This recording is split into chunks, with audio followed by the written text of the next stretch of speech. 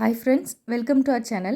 இன்றைக்கி நம்ம இந்த வீடியோவில் சூப்பரான பனானா பேன்கேக் எப்படி செய்யலாம் அப்படிங்கிறத பார்க்கலாம். நான் இன்றைக்கி 3 பழுத்த வாழைப்பழம் எடுத்துருக்கிறேன். இது கூட இனிப்புக்கு நாட்டு சக்கரை எடுத்துருக்கிறேன். சுகர் கூட நம்ம எடுத்துக்கலாம்.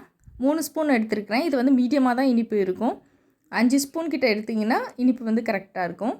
இது கூட 1 டேபிள் ஸ்பூன் அளவுக்கு கோதுமை மாவு சேர்த்துக்கலாம். இதுக்கு 1 முட்டை சேர்த்துக்கிடலாம். இது எல்லாத்தையுமே நம்ம மிக்சியில் நல்லா அரைச்சிக்கலாம். தண்ணி சேர்க்காமல் அதுக்கு பதில் பால் சேர்த்துக்கலாம். இப்போ முட்டை வேண்டாம் அப்படின்னாலும் முட்டை மட்டும் இல்லாமல் கூட மீதி பால் ஊற்றி அடித்து ரெடி பண்ணிக்கலாம். இப்போ நல்லா சூப்பராக அரைச்சி ரெடி பண்ணியாச்சு. இனி நல்லா தோசைக்கல் சூடானதும் நம்ம குட்டி குட்டியாக நம்ம மாவு ஊற்றி சுட்டு எடுத்துக்கிடலாம். இது கூட நெய் அல்லது பட்டர் கூட சேர்த்துக்கிடலாம். நான் இன்றைக்கி நெய் தான் சேர்க்க போகிறேன். சீக்கிரமாகவே நமக்கு வெந்துடும், ரொம்ப டைம் எடுத்துக்கிடாது. ஒரு பக்கம் வெந்ததும் அடுத்த பக்கம் திருப்பி போட்டு எடுத்துட்டால் ரொம்ப சாஃப்டாக சூப்பராக நமக்கு பனானா பேன் கேக் ரெடி ஆகிடும். இதை மாதிரி ஒரு டைமில் நம்ம 2-3 கூட சுட்டு எடுத்துக்கிடலாம்.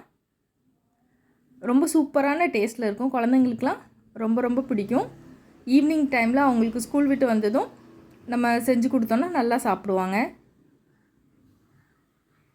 அவ்வளோதான், எல்லாமே சூப்பராக ரெடி ஆகிட்டு சர்வ் பண்ணுறதுக்கு முன்னாடி தேன் சேர்த்துட்டு சர்வ் பண்ண வேண்டியதுதான்.